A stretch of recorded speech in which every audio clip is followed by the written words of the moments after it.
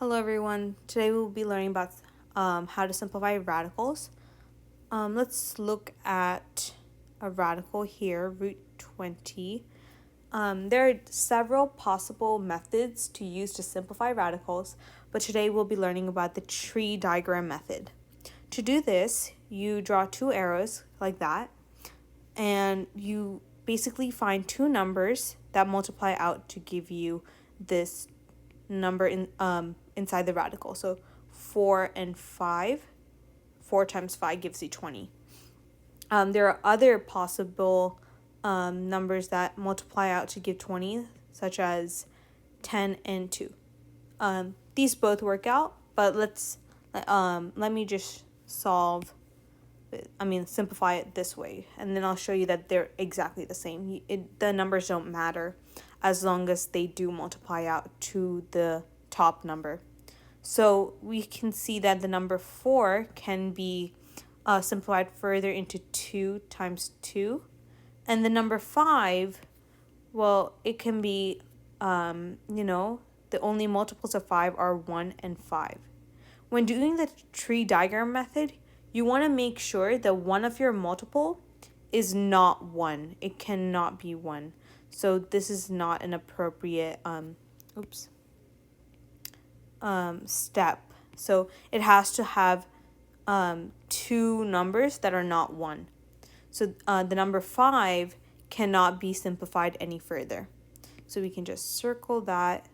We can circle the number 2 because when you try to simplify 2 further, when you see the multiples of 2, you see that's 2 times 1, and there are no other possibilities. So 2 cannot be multiplied further, neither can this 2. Okay, so now we have the number 2 again, and the number 5. So when we take the square root, we're basically, there's this number right over here, the number 2, and you don't really people don't usually put that number 2 there, but it's given that you're squaring, it's a square root of 2. So the square root of 20, so because there's a 2 here, right here, you take groups of 2. So the number 2 repeats twice, so you can circle that. And the number 5 repeats once, so you should underline that. Okay, so since the number 2 repeats twice, you're going to kind of just cross out this this 2. And you're going to put this 2 at the bottom, and you're going to draw the root and put the 5 under the root. So a funny story that my teacher taught me was you put the 2, the number that remains, in the battle. So she calls this like the battle ring. The circle over here, she calls it the battle ring. And she says they're twins who are fighting, and we're trying to see which twin is better, and then one of them loses. And the 2 that remains goes on the outside of the radical because, it's done something nasty as killing his or her twin. And the root, the 5 goes on the inside because it didn't kill anyone, and she calls the root kind of like the house. It's kind of protected in this house. So great. So that was a nice, fun story. And let's see. So now we look at this one over here. So we see that we use two different numbers, 10 and 2. Well, like we learned, the number 2 cannot be, brought down any further. So all prime numbers, you just circle them right away. That they can't be, simplified further. The number 10 is the multiples of 10 are 5 and 2. So the number 5. So we have the same thing here. So we have 5 here, and we have 5 here, and we have 2 2s, and we have 2 2s. Great. So we can draw our battle ring, and the number 5 is alone, so we can just draw a circle or a line for itself. So in the battle ring, one of the two loses, and so the winning two goes on the outside, and the winning or the number that's alone goes inside the house. So we get the same answer. So the numbers you use don't particularly matter. You just want to use numbers that you're comfortable with, or the easiest number. So when you have something like root 454, well, it's kind of confusing. Well, what are the multiples of 454? So you could just go with the number 2 because it's an even number and go based off of that.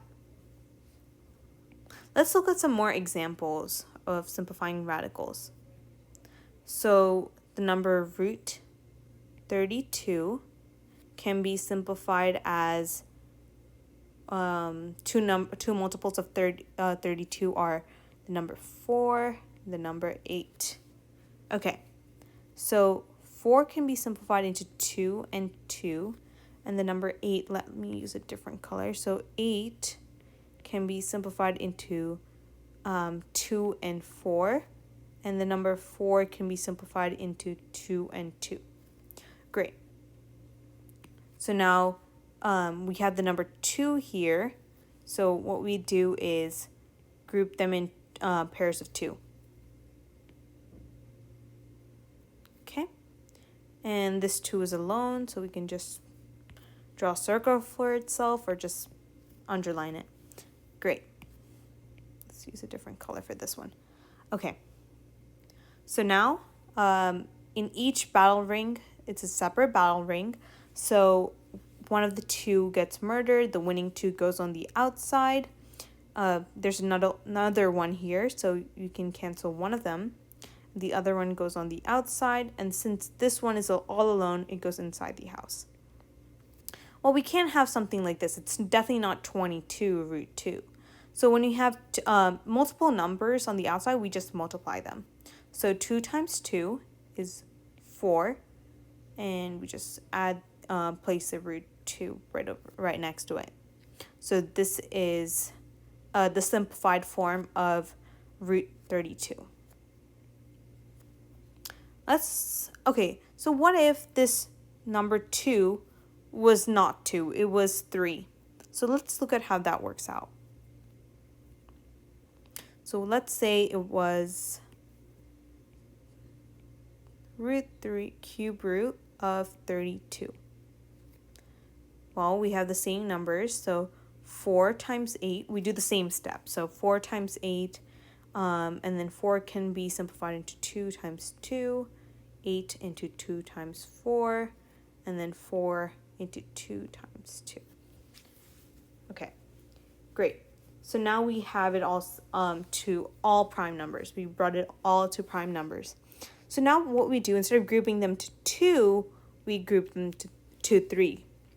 So there are 3 2s over here, but there are only 2 over here. So we just underline them separately. So in the battle ring, you can only have one winner. Only one winner. So 2 of them don't make it.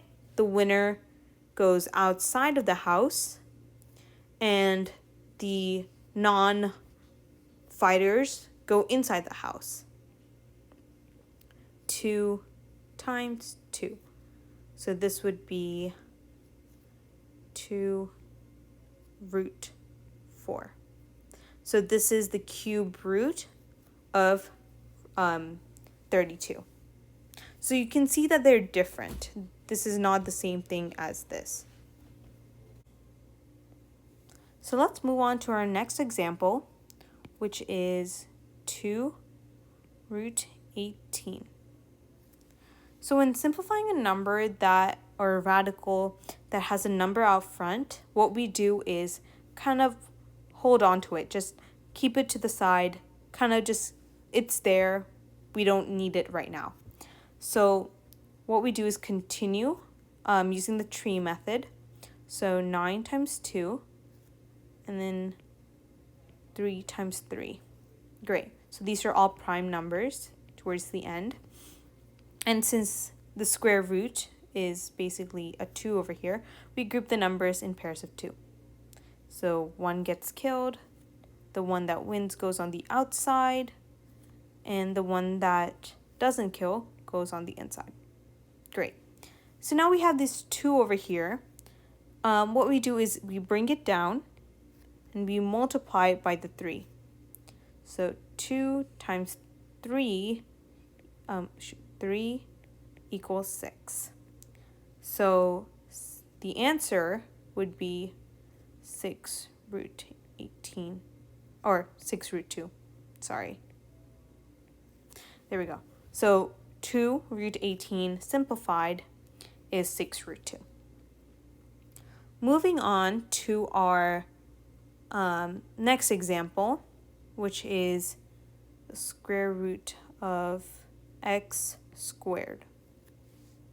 Well, what we could do is x times x. So since we know that x raised to the power of 1 times x raised to the power of 1, so these just equal x. So we just put any number. So for example, the number 91, all numbers are raised to the first power.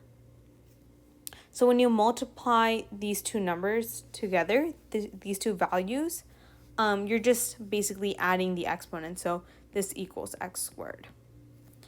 So now that you're down to 1, what you could do is basically group them. Now we are at the part where we group them.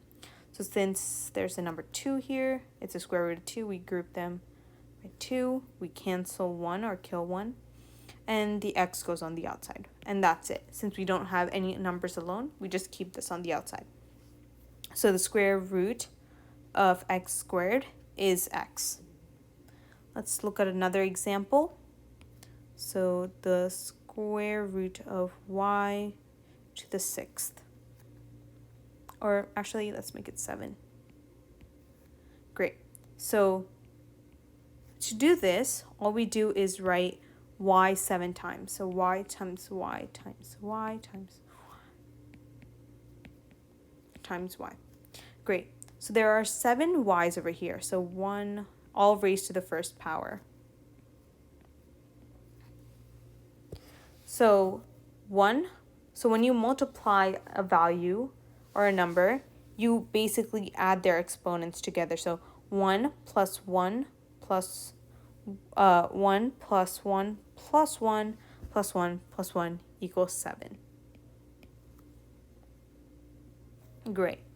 So now that we know there's 7 y's, what we can do is group them by 2 because there's that 2 over there. So we group them by 2's, 2 and 2. So we're left with one of the y's alone. So one of them wins in every ring. Oops. Great. So we have y, another y, another y. So 3 y's on the outside and 1 on the inside. So y times y times y is simply y cubed. And on the inside, it's going to be y. Since you're adding these ones, that's how you get 1 plus 1 plus 1. That's how you get this 3 over here. So the simplified version of this is this right here. Great. So now let's talk about the difference between estimating and simplifying. So looking at the number root 8, when we simplify root 8, it's simply the number 2 times the number 4, and then 2 times 2, which equals 4. The 2 over here, so we group them by 2. Cancel one of them, put this 2 on the outside, and this one on the inside. So this is simplification. You're getting the exact number, so exact answer. So root 8 equals 2 root 2. But when we estimate, so let me just say simplify. So when we estimate root 8, we're not getting the exact answer. So we're looking at numbers are, perfect squares. So perfect squares are something that, for example, root 4, you know, two numbers that are prime numbers and they multiply out evenly. So to get this number under the radical, so 2 times 2, you cancel one out and brings out 2. So it's basically one step. So root 9, and you have one number outside, you don't have radicals at all. So 9 is 3 times 3. You cancel one out, you get 3. Another example would be root 81, which is 9 times 9. You cancel 1 and you get 9. So these are all perfect squares. So you take any number, so the number 5, and you multiply it by itself, gives you 25. So when you so 25 would be like the number 25 under a radical would form a perfect square. So root 25 is 5 times 5. One of the 5 goes away and you have 5. So these are perfect squares. Now to estimate something, what you do is basically find perfect squares closest to the number. So root 4 is the closest perfect square, and the next perfect square on the other side would be root 9. So you find perfect squares on both sides of the 8. Root 5 is not perfect square because it multiplies to 5 and 1. It's a prime number. 6 is not a perfect square because it's 2 times 3. They're not the same numbers, although these are two prime numbers. Root 7 is a prime number because it multiplies by 7 and itself. So 4 and 9 are the two perfect squares in between the number 8. So when you so the perfect square of 4 is 2, and the perfect square of 9 is 3. Since we already did that over here, we can kind of shorten the steps. And then you look for a number between, so basically the number of root 8 is between the number 2 and the number 3. So that is your estimate. But what about the decimal point? So we know it's between 2 and 3, so how do we find that estimation? So you kind of list out all the decimal places, so 2.1, 2.2, 2.3, 2.4, 2.5, 2.6, 2.7, 2.8, 2.9. And then you use your calculator to find which value is closest to 8. So when you square to all these numbers, you get a certain value. So I'm going to start off by squaring these, maybe this one. So let's take our calculators out and kind of see what happens when you square these numbers. So let's start off by squaring 2.5. So 2.5 times 2.5 gives you 6.25. Well, that's less than root 8. So we have to go further up the list or closer to 3. And let's try 2.7. So 2.7 times 2.7 equals 7.29. Well, that's really close to 8. Let's see what 2.8 gets us. So 2.8 times 2.8 equals 7.84. Great, we're even closer. Let's try 2.9. 9 times 2.9 is 8.41. Well, as you can see, 2.8 squared, this one right here, is closer to root 8. It's the closest to root 8. These are two pretty close answers, but they're not the closest. So the estimate for root 8 would be 2.8.